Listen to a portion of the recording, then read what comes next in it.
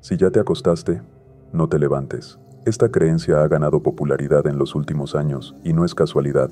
Dicen que una vez que estás en tu cama, tu día ha terminado, y si alguien te llama para salir, no debes hacerlo. Podrías enfrentarte a algo muy malo. Según cuentan, salir altera el orden natural de las cosas. Tu cuerpo ya entró en descanso, tu alma comenzó su propio viaje nocturno, y cuando rompes ese ciclo, abres una puerta. Una puerta que atrae energías negativas, accidentes inexplicables, o peor aún, encuentros que nunca debieron suceder. ¿Es solo una superstición, o hay algo de verdad en estas historias? Bienvenidos a Noctaris.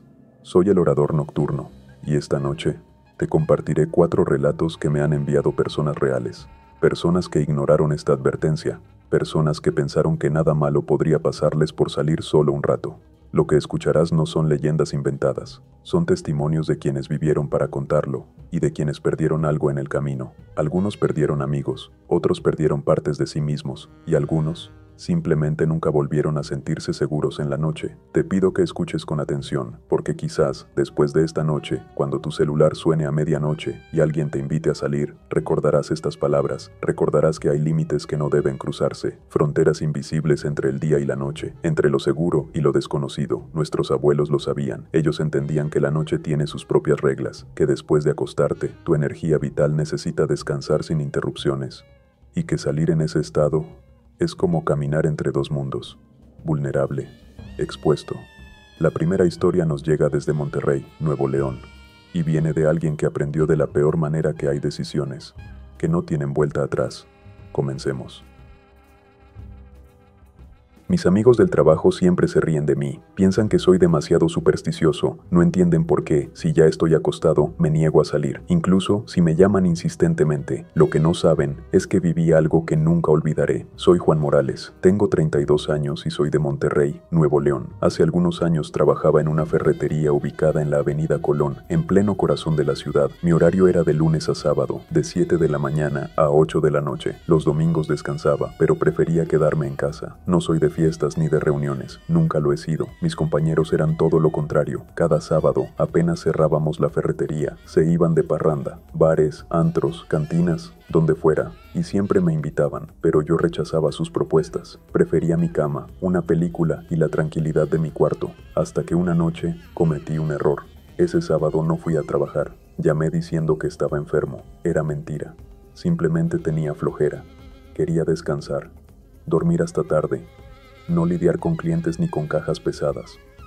Esa tarde, uno de mis compañeros me mandó un mensaje. Me preguntaba cómo me sentía. Le respondí que tenía fiebre, que me dolía el cuerpo. Otra mentira. Me acosté temprano, alrededor de las 10 de la noche. El sueño me venció rápido. Estaba agotado de no hacer nada, irónicamente. Pero a medianoche, el sonido del celular me despertó. Era una llamada. Contesté sin pensar, aún medio dormido. Al otro lado escuché las voces de mis compañeros. Ya estaban borrachos, se reían a carcajadas. Me decían que saliera con ellos, que estaban en un bar en el centro, que la estaban pasando increíble, que me necesitaban para completar el grupo. Les dije que no, que ya estaba dormido, que me sentía mal. Ellos se burlaron, me llamaron aburrido, aguafiestas. Colgué el teléfono y volví a acostarme. No pasaron ni 10 minutos cuando el celular volvió a sonar. Esta vez eran más insistentes. Me prometían que sería una noche inolvidable, que no podían seguir sin mí. Uno de ellos me recordó que llevaba meses sin salir con ellos, que parecía un anciano, que vivía como si tuviera 80 años. Sus palabras me molestaron. No quería que me consideraran aburrido. No quería ser el del grupo al que dejaban de invitar. Así que, aunque sentí un extraño malestar en el estómago,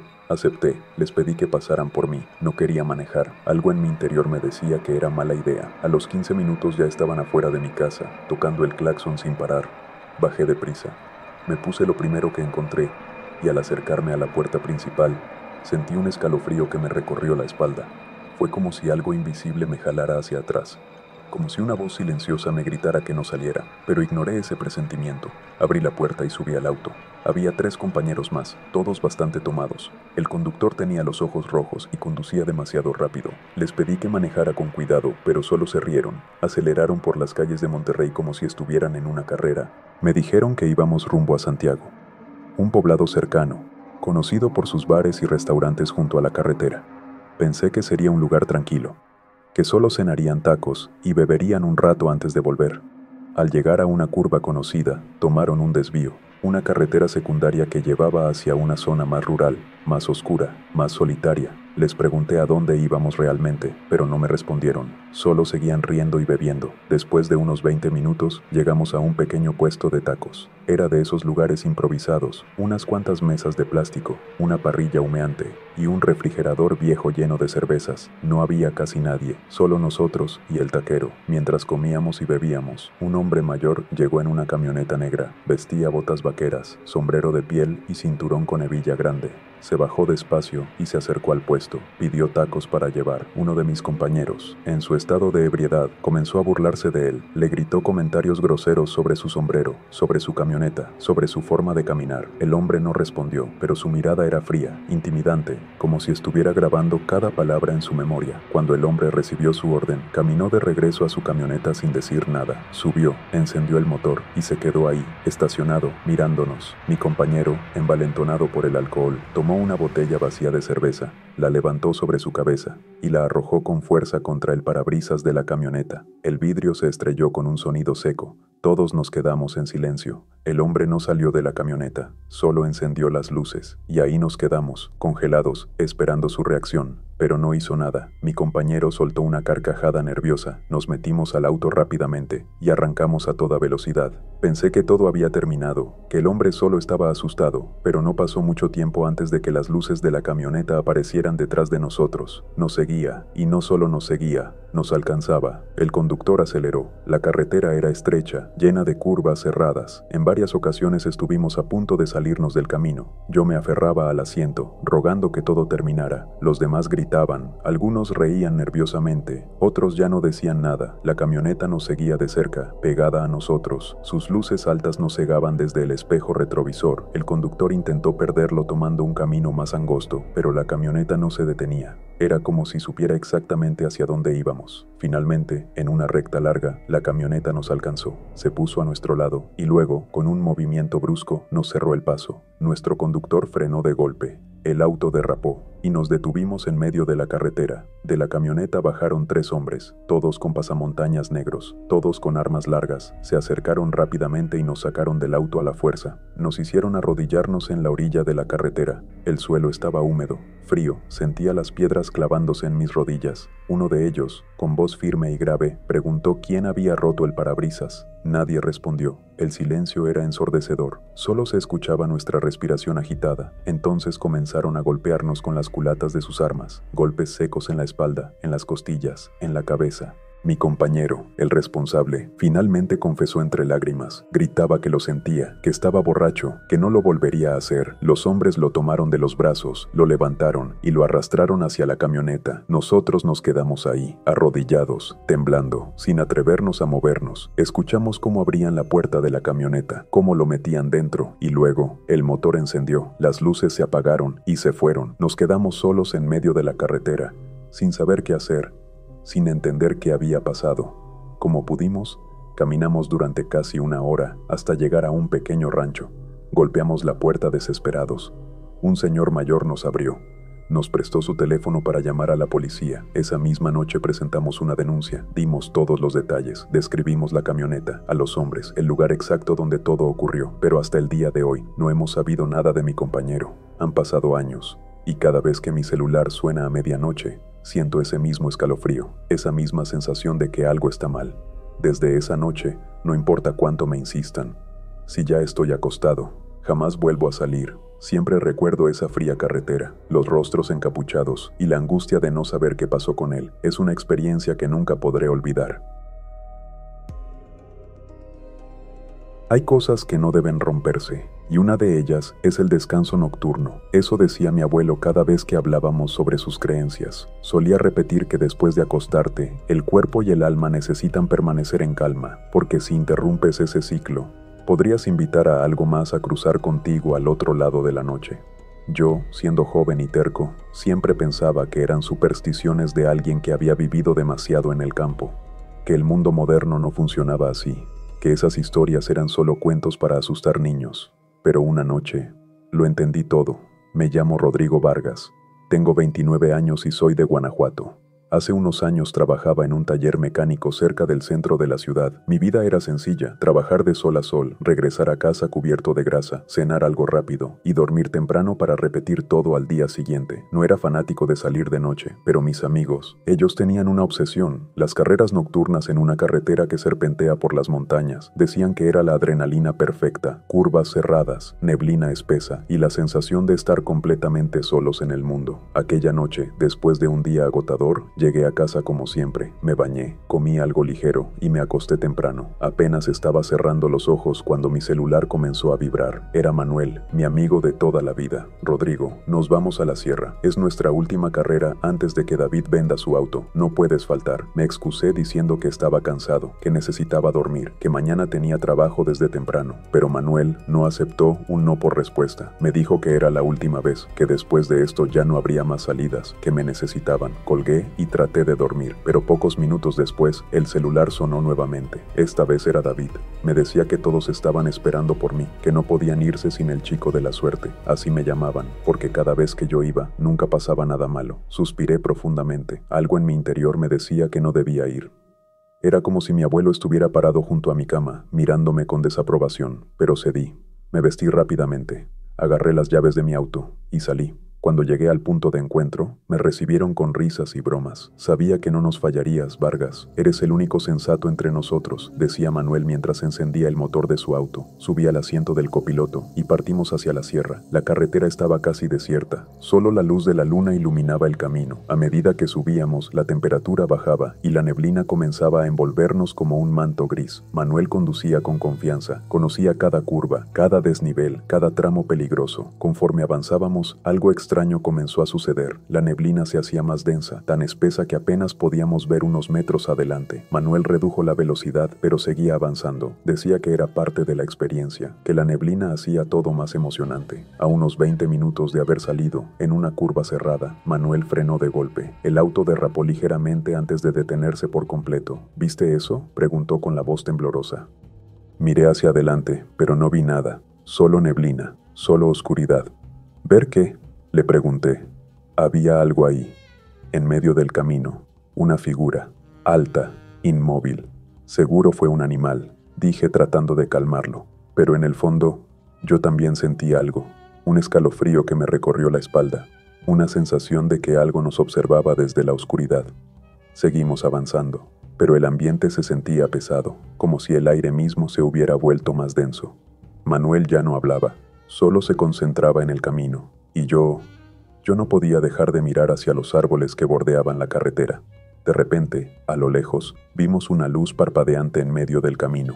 Era tenue, se movía lentamente, como si alguien estuviera caminando con una linterna.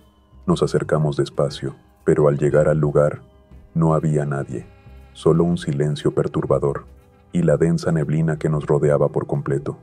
Esto no me gusta, dije, pero Manuel tercamente aceleró. No vamos a dejar que una tontería nos arruine la noche, respondió con voz firme, aunque podía notar el temblor en sus manos sobre el volante.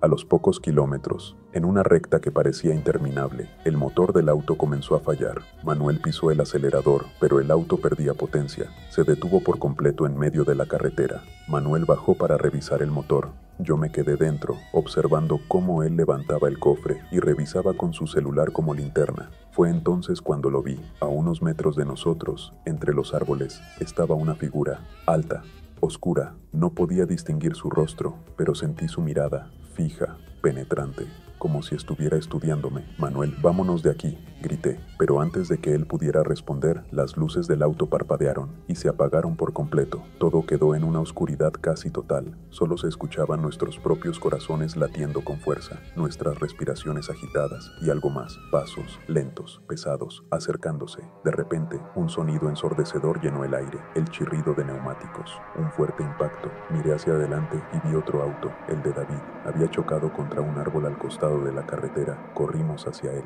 David estaba atrapado atrapado en el asiento del conductor, su rostro ensangrentado, sin movimiento. Intentamos abrir la puerta, pero estaba trabada. Jalamos con fuerza, gritamos su nombre, pero no respondía. De pronto, aquella figura oscura apareció nuevamente, esta vez más cerca, mucho más cerca. Podía sentir su presencia como un peso sobre mi pecho. El aire se volvió pesado, difícil de respirar. Mi cuerpo no respondía. Quería correr, gritar, pero no podía moverme. Manuel también la vio, quedó paralizado, sus ojos abiertos de par en par, su boca temblando sin poder articular palabra. La figura levantó una mano, lentamente, y señaló el auto destrozado. Entonces, una voz ronca y fría resonó en el aire. No venía de ningún lado específico, era como si surgiera de la neblina misma. No debieron salir. En ese momento, el motor del auto de David comenzó a encenderse solo. Las luces parpadeaban. El auto empezó a deslizarse lentamente hacia la orilla del barranco. Por más que gritamos, por más que tratamos de detenerlo, fue inútil. El auto, con David aún dentro, cayó al vacío. El sonido del impacto contra las rocas resonó en la oscuridad, y luego, silencio. Manuel y yo quedamos ahí, temblando, sin entender qué había pasado. La figura había desaparecido, la neblina comenzaba a disiparse, y nosotros estábamos solos. Como pudimos, regresamos caminando hasta el pueblo. Tardamos horas, nadie creyó nuestra historia. La policía solo encontró los restos del auto días después, con el cuerpo de David aún atrapado en su interior. Desde entonces, las palabras de mi abuelo no han dejado de rondar mi cabeza. Hay cosas que no deben romperse, y una de ellas es el descanso nocturno. Ahora, nunca vuelvo a salir si ya estoy acostado, porque sé que hay límites. Fronteras invisibles que no deben cruzarse, y que la noche tiene sus propias reglas. Si te está gustando la narración, no olvides darle like a este video, y si aún no estás suscrito a Noctaris, este es el momento perfecto para hacerlo. Activa la campanita para no perderte ningún relato oscuro, 2 historias, 2 advertencias ignoradas, y 2 desenlaces que marcaron vidas para siempre, pero aún faltan 2 relatos más, y créeme cuando te digo que lo que viene es aún más perturbador. Si has llegado hasta aquí, ahora quedan las mejores. La siguiente historia involucra algo que muchos amamos: la libertad de la carretera, el viento en el rostro y la adrenalina de las motos. Pero esa noche, esa pasión se convirtió en la peor pesadilla, porque a veces, lo que más amas puede ser lo que te lleve directo al abismo, y después escucharás el testimonio de Alejandra, una mujer que cedió ante la insistencia de sus amigas, una decisión que le costó mucho más que una simple noche de diversión. Prepárate, porque la oscuridad apenas comienza. Continuemos. Hay momentos en los que tu alma sabe que no debe salir de casa. Eso decía siempre mi madre. Para ella, la noche era un territorio peligroso, un momento en el que las fronteras entre este mundo y el otro se desdibujan. Aunque me esforzaba por respetar sus creencias, siempre tuve una pasión que me hacía olvidar esas advertencias: las motos. Desde adolescente sentía que la libertad real estaba en esas carreteras desiertas, con el rugido del motor resonando en mis oídos y el viento golpeándome el rostro. Mis amigos y yo amábamos las salidas nocturnas, especialmente cuando la luna iluminaba los caminos montañosos cerca de Morelia. Pero aquella noche, algo fue diferente. Llegué a casa después de un día pesado en el taller. Estaba agotado, mis manos olían a gasolina, mi espalda dolía por estar inclinado todo el día. Me preparé una cena rápida, me di una ducha, y como siempre, me puse a revisar videos de motos en mi celular antes de acostarme. Eran casi las 10:30 cuando me metí bajo las cobijas, listo para dormir, listo para descansar. Pero no habían pasado ni 10 minutos cuando mi celular comenzó a vibrar. Era Marco, mi mejor amigo desde la secundaria. Hermano, nos vamos a la sierra, encontré una ruta nueva, curvas perfectas, vista increíble, no puedes perdértela.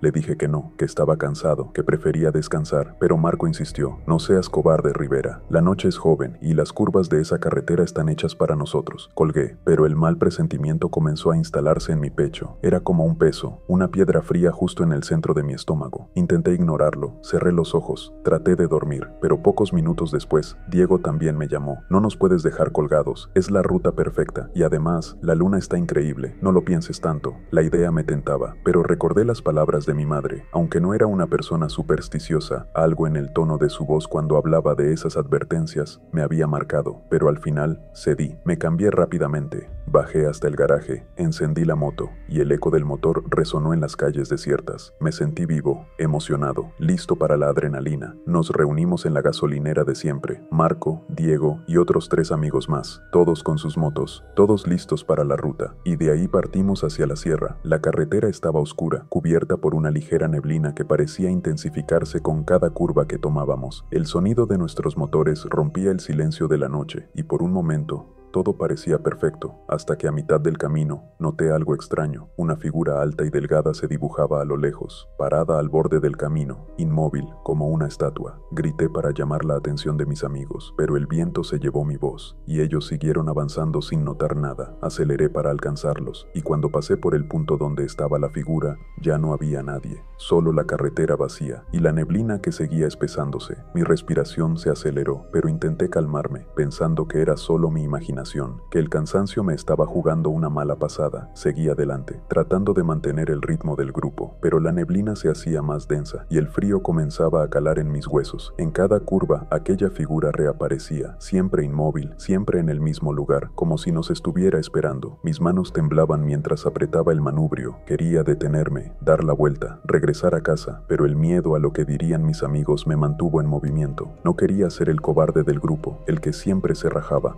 En una recta larga, la situación empeoró. Las luces de mi moto comenzaron a parpadear, y el motor emitió un sonido extraño, como si algo lo estuviera ahogando. Intenté acelerar, pero la moto comenzó a perder velocidad. El motor se apagó por completo. La moto comenzó a deslizarse por inercia. Sentí un golpe de pánico recorriendo todo mi cuerpo. Intenté frenar, pero los frenos no respondían. Era como si algo invisible estuviera controlando la moto. Fue entonces cuando lo vi. Una sombra negra cruzó frente a mí a una velocidad imposible. No era humana. No tenía forma definida, solo era oscuridad pura, moviéndose como humo denso. Giré el manubrio con fuerza, la moto derrapó, sentí como el asfalto rasgaba mi ropa, mi piel. El dolor era intenso, insoportable, pero no terminó ahí. Cuando finalmente me detuve, miré hacia abajo y vi mi pierna izquierda, o lo que quedaba de ella. La sangre comenzaba a empapar el asfalto, y el dolor era como nada que hubiera sentido antes. Un grito de terror salió de mi garganta, resonó en la oscuridad, pero nadie respondió. La neblina parecía envolverme más, como si quisiera ocultarme del mundo, como si quisiera borrarme de la existencia. Entonces lo vi de nuevo, la figura oscura, ahora más cerca, mucho más cerca. No tenía rostro, pero su presencia era abrumadora, como un peso invisible sobre mi pecho, como miles de manos frías apretando mi cuerpo. No debiste salir. La voz era fría, ronca, no venía de ningún lado específico, simplemente estaba ahí,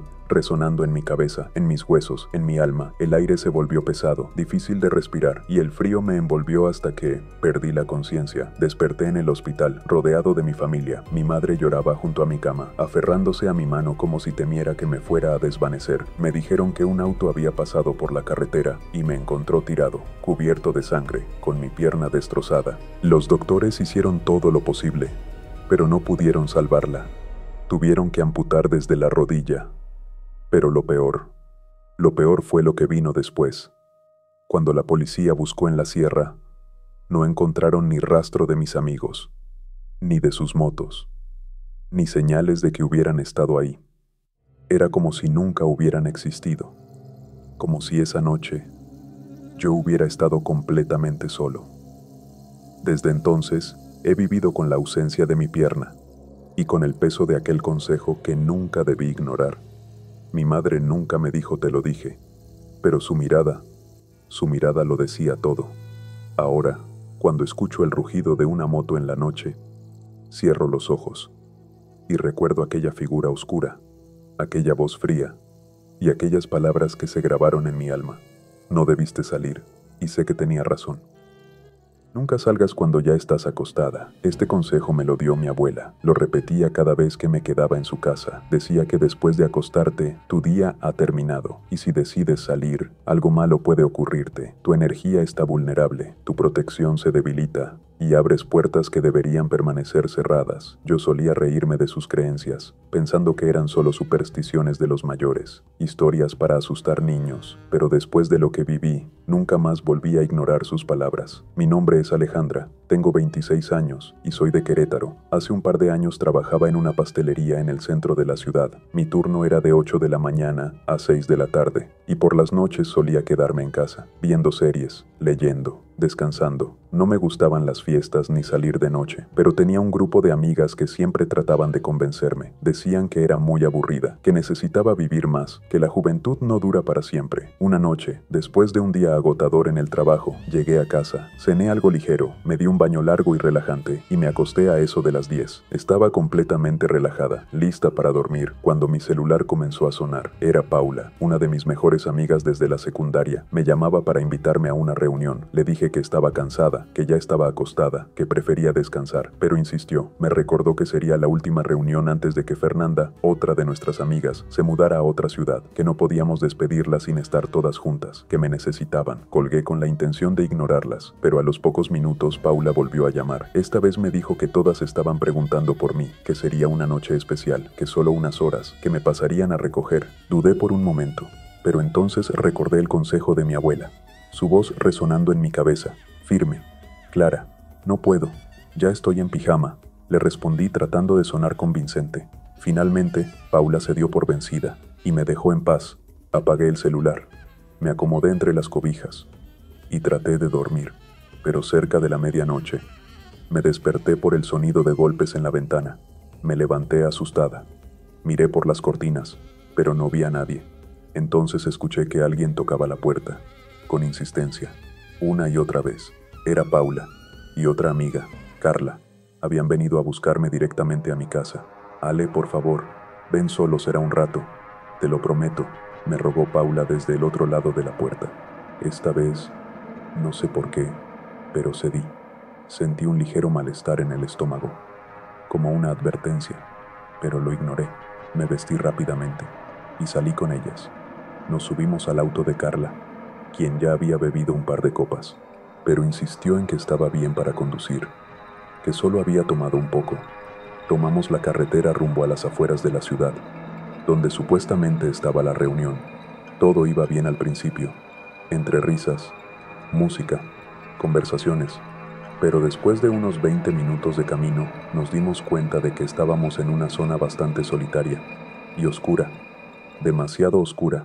Paula revisó su celular y dijo que había recibido mal la ubicación. Carla, un poco impaciente, dio la vuelta en una curva cerrada y tomó un camino de terracería que se adentraba aún más en la oscuridad. ¿Estás segura de que es por aquí?, le pregunté, pero ella solo se encogió de hombros, tratando de parecer tranquila, aunque podía notar el nerviosismo en sus manos sobre el volante. Unos minutos después, llegamos a un pequeño puente junto a un río. Carla detuvo el auto para revisar el GPS, y en ese momento vimos a lo lejos las luces de otro vehículo que se acercaba lentamente. No te preocupes, seguro es alguien más que va a la reunión, dijo Paula tratando de tranquilizarnos. Sin embargo, cuando el vehículo se acercó, nos dimos cuenta de que era una camioneta vieja, con las luces delanteras parpadeando. De ella bajaron dos hombres, con gorros que les cubrían el rostro. Mi corazón comenzó a latir con fuerza. Los hombres caminaron hacia nosotras y golpearon la ventana del conductor. Baja del auto, le ordenaron a Carla con una voz seca y amenazante. Carla, temblando, obedeció.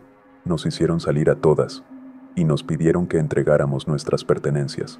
Traté de mantener la calma mientras les daba mi bolso, pero uno de ellos notó que llevaba un collar. El collar con un dije que me había regalado mi abuela.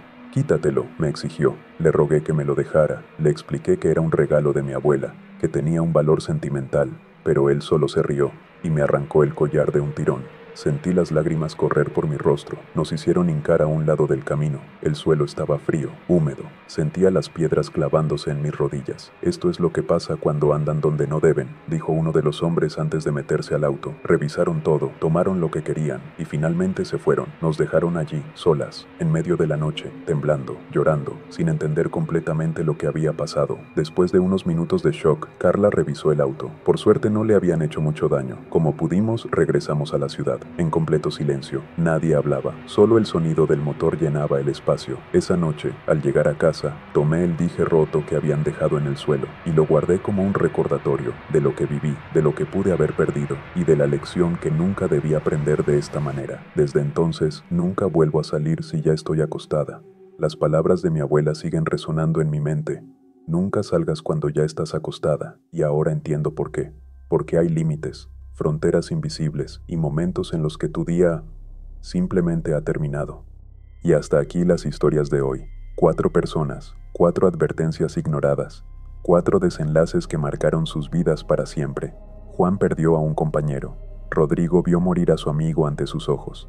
El motociclista perdió su pierna y a todos sus amigos. Y Alejandra aprendió que hay lecciones que se pagan con más que dinero. Todas estas historias comparten algo en común, una creencia antigua que nuestros abuelos respetaban. Si ya te acostaste, no te levantes, porque tu día terminó. Y salir después de ese momento es romper un ciclo que no debería interrumpirse. ¿Es solo superstición? Quizás, pero después de escuchar estos relatos, ¿te atreverías a ignorar la advertencia? Si te gustaron estas historias, apóyame con un like, suscríbete al canal para seguir trayendo los mejores relatos de terror, y déjame en los comentarios si alguna vez has salido después de acostarte. Me gustaría saber tu experiencia. Recuerda, la noche tiene sus propias reglas, y algunas fronteras no deben cruzarse. Nos vemos en el próximo relato oscuro.